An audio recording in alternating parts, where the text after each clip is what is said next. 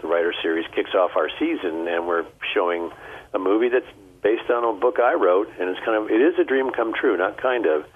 To sit in that theater where I grew up and watch something I wrote being on the screen is going to be a real thrill. And plus, it's mostly my family and friends, and it's a small town up here, and I'm really looking forward to it. Now, Doug, you were an executive producer on this film, so you must have spent some time on the set. I did. I was on the set actually a year ago this month in New Mexico, watching them film some really hair-raising, dramatic scenes of the movie, which are at the end of the movie. Got to know some of the actors and had spent maybe 8 years talking with the Bruckheimer Film Company, Jerry Bruckheimer, Chad Oman, and Melissa Reed, as they worked very hard to try to make the movie.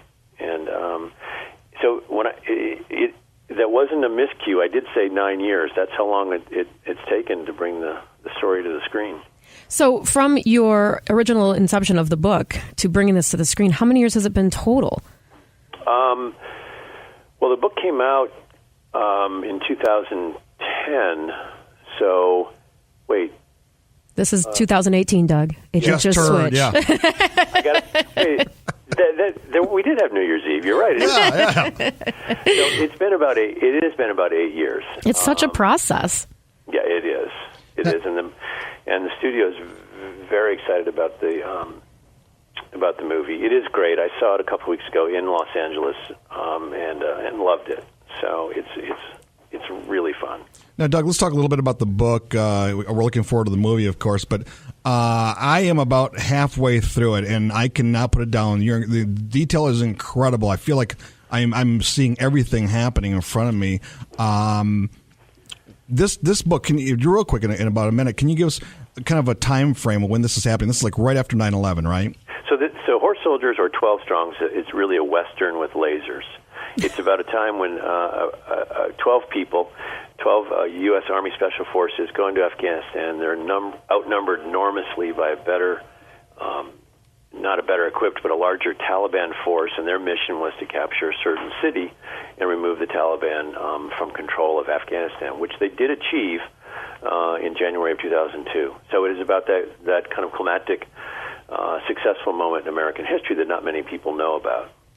And how did you research this and make this story really come alive in the book? Well, I ended up going to Afghanistan twice. Once with Jack Siegel, who lives in Traverse City, who was the NATO diplomat, actually. And so that was just a fortuitous moment. And I just spent a lot of time. I mean, it's spent 4 or 5 years writing the book and traveling around the country, interviewing people, trying to put it all together. It was an enormous task, and to see it compressed to 2 hours is really exciting. It has to be, and to have it come alive on the screen, that's going to be amazing. So in addition to the special screening that's going to be happening on January 18th at the State Theater in Traverse City, you have another event that's happening on the 19th, right? Right. So I just want to give a quick shout-out to Project Cherry Tree. Look them up, projectcherrytree.org. So 17 years on now, we've been in Afghanistan and elsewhere, including Iraq. And so the reality is a lot of these guys are among us. They're with us. They're our families, our neighbors.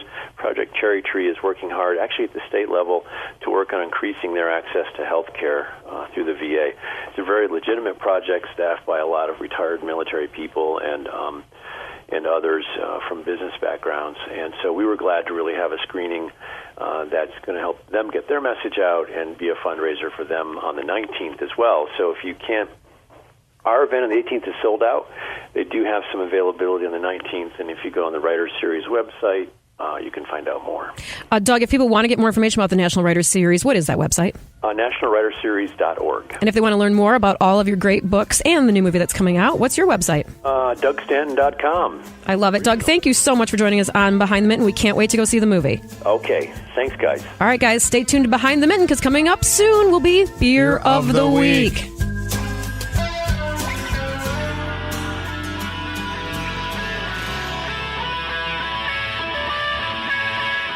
And welcome back to Behind the Mitten. John Gonzalez along with Amy Sherman. And Amy, what a great guest. Doug Stanton, Michigan author, New York Times bestseller. Great guy and great writer, too. Yeah, I love his passion for writing, but I love his passion for Michigan and for Traverse City and his commitment to the community, bringing the National Writers Series, creating the National Writers Series, and then doing other things through his books and the movie for the betterment of the community. It's a really great story. Yeah, like I said, I'm halfway through the book right now, and I told you to hurry. I will your hurry butt up so I can read it. Yeah, and then I'm going to dive into Odyssey of Echo Company, his book about the Vietnam War. Which once I finish that, I will give that to you as well. Just give it to me now because you know I'm a speed reader, so I'll just read it and then I'll give it back to you. By the time you finish that, I'll be done with the other book. So I'll have them all done in like a day. Oh, okay. I am not. I am very slow. No, but it's what I love about his writing style is just he's just so detailed. You can actually see it happening, which is the mark of a good writer. You know, we need to have him on again because doing some research about Doug, I didn't know a lot about his background. He talked about being from Traverse City. Mm-hmm. He was actually born in Reed City. Moved to Traverse City as a young child, but was more into like poetry. Mm-hmm. Went to Interlochen. Mm-hmm. Was more into poetry. And really wasn't like a magazine writer, but that's how he got his start. His first big profile was with John Mellencamp.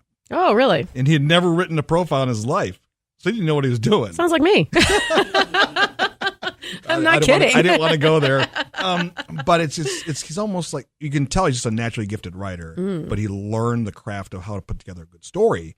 So through magazine writing, he ended up writing a book. Interesting. So there's hope. For both of us. We could both write a book. We plan to. You do. I do. My first book, well. The first book I'm going to write is with my sister. Oh, gosh. New York Times bestseller. Here we come. Oh, you know it'll be. And think about the movie. Then the movie. I can see the movie. Do I get a bit role in the movie? Well, probably a pretty big one. I just want to. I told you my goal is just to be like the guy at the door that says, "Welcome to Amy's Place."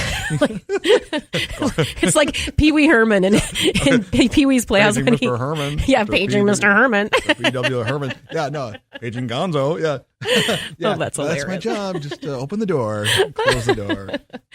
Great night. We touched on a couple things. We were going to talk this segment about what to do on a Michigan snow day, because this week we couldn't travel to Lansing where we wanted to go due to the weather. And so then we got the idea of talking about what would you do when you actually have an adult snow day, like you can't go to work, or maybe an adult snow day, or maybe it's Saturday and you just don't want to leave the house. Or so what do you need to be prepared for a Michigan snow day?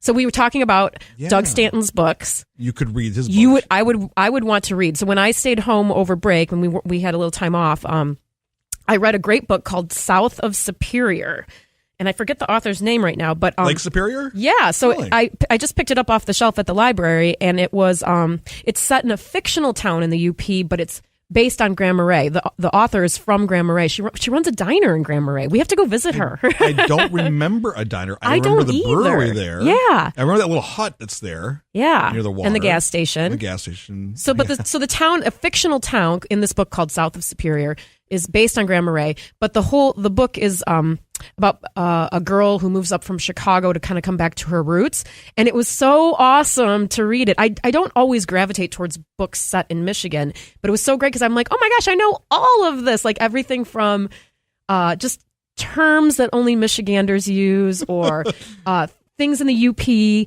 But what I really loved about the book was how it captured like the hulking presence of Superior. Yeah. Like that it's always there. It's always in the background. It's always, churning or breathing or, gale, whatever it is. It just was such a presence in the book that I loved diving into that over my adult snow days and getting a little taste of Michigan from someone else's viewpoint. According to Amazon, it's written by Ellen Airgood. Well, right, of course. It's her debut novel. It's full of heart, in which love, friendship, and charity teach a young woman to live a bigger life. Yeah, I would say that nails it. That could be a movie, too. You know what? It could be, and it'd be set in the UP, which would be freaking awesome, right? Speaking of the UP, I did see the movie not too long ago, the one that was shot up there. Anatomy of Murder? Yes. Shot at Cognition. Cognition's there, Marquette. Several communities around there. See, that would be a great movie. That's an old movie too. It was shot in like the 20s. No, 30s? not. Did they have film in the 20s? I'm sorry. It was shot in. Well, our friend. I thought it was shot in the 50s. Yes, it was in the 50s. Yes. Yeah. Yeah. So, and you'll recognize some places, and if you've been to Cognition, they shot some of it right in the brewery there. But yes, in Marquette. In Congress Pizza too. The opening scene, you can see Congress in the background. It doesn't say Congress Pizzas, But the building. The building is there, yeah. And Congress still has some of the best pizza in the state. So some of the best pizza in the state. But I love that. So we recommend for these snow days that you pick some Michigan-themed things to kind of focus on. Maybe a movie. Anatomy of Murder is fantastic. That would be a good one. They will talk about, it's funny, they talk about, they went to the big city of Lansing, you know? I'm like, what?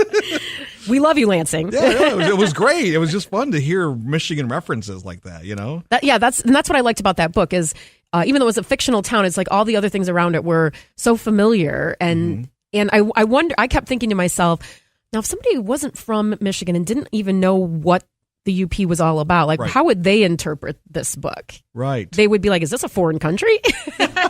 So you know what I would do on my adult snow day? What would you do? I would actually go and help the elderly with their driveways, because I remember what are you laughing at me? This happened to me a couple years ago. All right.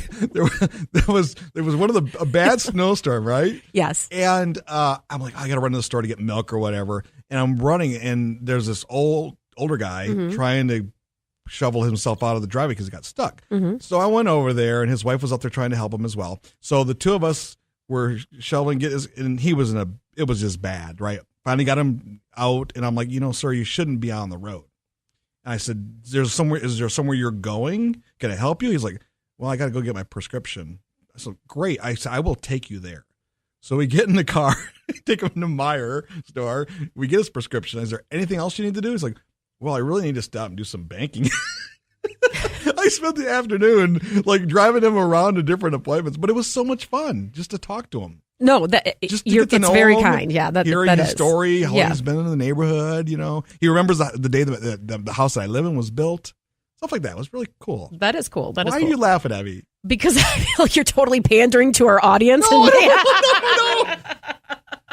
Because I agree. On a snow day, if you can take a minute to shovel your next door neighbors, or like my brother-in-law Sam, he snow plows everybody's sidewalk with his snow blower because he can. He's a great guy, and it is fantastic. Yeah. And I'm not gonna lie, sometimes I do it too, but you're pandering.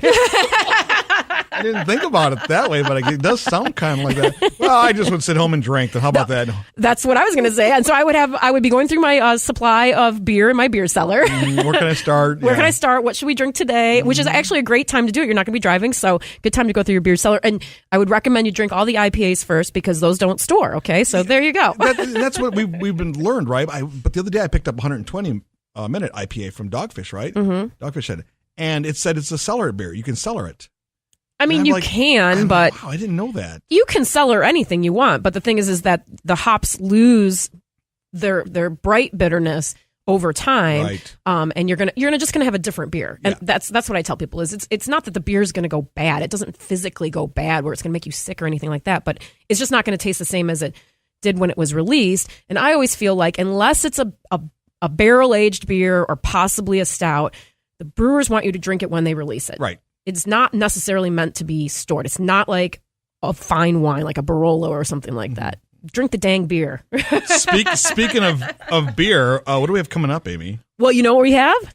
Beer of the year. Whoa. We kind of are 1 week late just because we... that's about the time we did it last year. About the time we did it last year. So, last year we each picked a beer of the year. And I still stand by my pick of Margarita from Batch Brewing.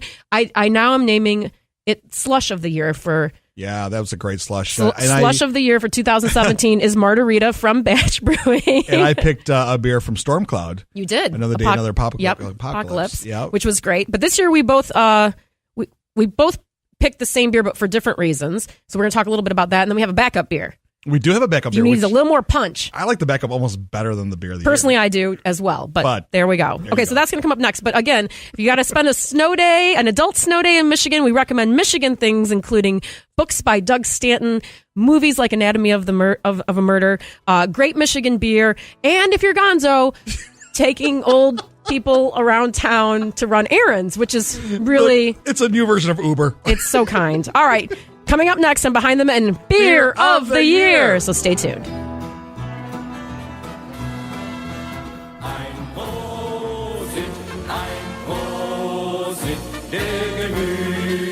And And welcome back to Behind the Mitten. John Gonzalez along with Amy Sherman, having a great time. Typically traveling the state of Michigan, but today kind of based, hunkered down in Grand Rapids. Snow Day. Yeah. Adult Snow Day. Adult Snow Day. What'd you do on Adult Snow Day? We've already talked about this, Mr. Helpful Man. Thank you for joining us today, folks. The show's about to wrap up, but we can't do that without, doing something pretty big, Amy.